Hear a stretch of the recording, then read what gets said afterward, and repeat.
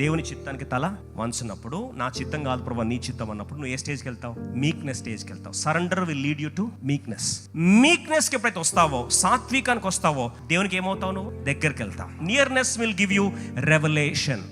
Revolution will make you powerful. ప్రత్యక్షత నేను ఏం చేస్తాండి?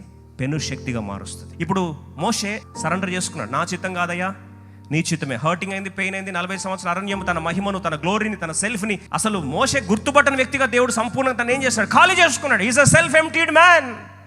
ఖాళీ అయిపోయిన తర్వాత ఇప్పుడు సరెండర్ స్టేజ్కి వచ్చి మీక్నెస్కి వచ్చింది. మీక్నెస్ వచ్చిన తర్వాత ఇప్పుడు మీక్నెస్ విల్ గివ్ నియర్నెస్. దేవునికి ఏమవ్వాలి? దగ్గర అవ్వాలి.